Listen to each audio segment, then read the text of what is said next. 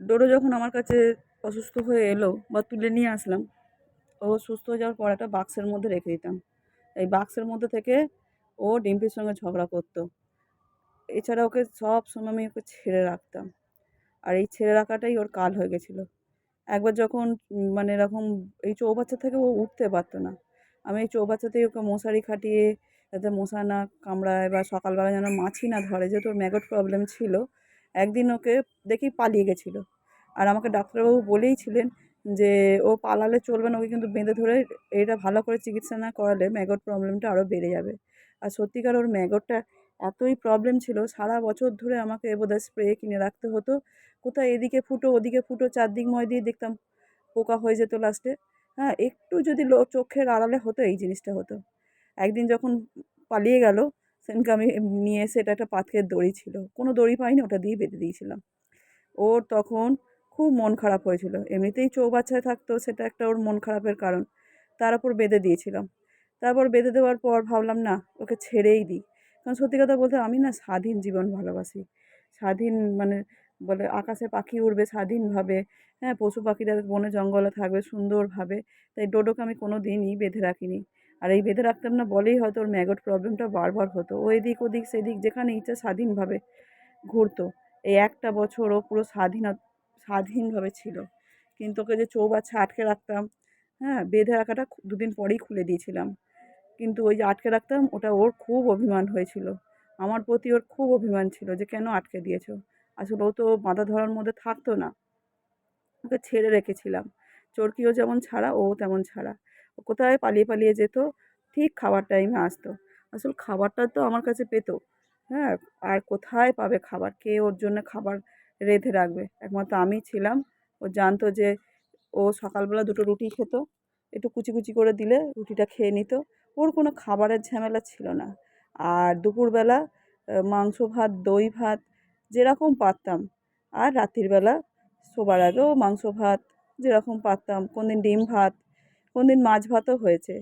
একদম কিছু করেও থাকেনি। তো ওই যে দেখতে পাচ্ছেন, চৌবাচ্চা যখন বেঁধে ১ম রাখলাম, খুব মন খারাপ ওর। তারপর এই দড়ি আমি খুলে দিই, দিয়ে চারদিক দিয়ে কাঠ দিয়ে তুলে দিই।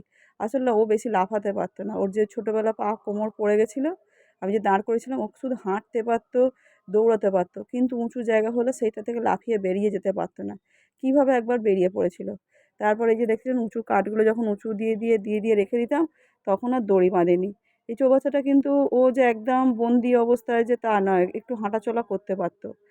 সেটা সেটা দিক দিয়ে ছিল। ছোটোবেলাতেও আমি ওকে এই চৌবাচ্চা রেখেই মানুষ করেছি। যখন আমি কাজকর্ম করতাম বা ঘরদোর পরিষ্কার করতাম বা ও হিসু-পটি করতো এই চৌবাচ্চাতেই। এই চৌবাচ্চাতেই ওকে বের করে দিতাম। দিয়ে ও হিসু-পটি করে আবার ঘরে ঢুকিয়ে দিতাম। ছোটোবেলায় যে আমি কি কষ্ট করে মানুষ করি সেটা আমিই জানি। সত্যি কথা বলতে দেখুন, বাড়ির সকলকার পারমিশন ছিল না যে ঘরে থাকুক। কিন্তু ওকে বাইরে রাখাও যায় না। তবুও আমি জোর করে রেখেছিলাম। হ্যাঁ, ওই যে দেখতে পাচ্ছেন মন খারাপ হয়ে সারাদিন থাকতো। আমার খুব খারাপ লাগতো। কিন্তু কি করব বলুন? ওই ম্যাগট প্রবলেম। আমাকে ডাক্তারবাবু এদিকে ধমক দিয়ে গেছে যে, "ওকে আটকে রাখুন, রেখে চিকিৎসা করান।" কেন আটকে রাখেন না? এই যে আমার একটা ভয় ছিল যে যদি ওর আবার ম্যাগটটা বেশি বাড়ে। ম্যাগট অনেকটা সেরে গেছিল। হঠাৎই একদিন দেখলাম অ্যাগ্রেসিভ হয়ে গেল। আমাকে কামড় দিল। এমনিতে মাঝে মধ্যে ওর একটু বাইটিং প্রবলেম ছিল। মাঝে মধ্যে দিত। হ্যাঁ? এবারে বাইটিং দিল। আমি ভ্যাকসিন নিতে গেলাম। আমি ১ম এ ভাবলাম ওটা বোধহয় একবার হয়তো এতে করেছে। কিন্তু না, দেখলাম প্রচণ্ড অ্যাগ্রেসিভ হয়ে গেল। মানে ও চৌবাচ্চা আমাকে ঢুকতেই দিত না। এরপর হয়ে গেল অবহেলার মতো। কারণ আমি ছাড়া তো কেউ দেখার ছিল না। ও যদি আমাকেই বাইটিং বারবার করে, তখন তো আর এরপরেই আস্তে অসুস্থ হতে শুরু করল। বুঝতে পারিনি যে ওর কী অসুখটা হলো। ডক্টরবাবুও ঠিক করে বললেন না কিন্তু। ওই একবার বললেন ডিস্টেম্পার, একবার বললেন ব্যাবিসিয়া, একবার পারভো।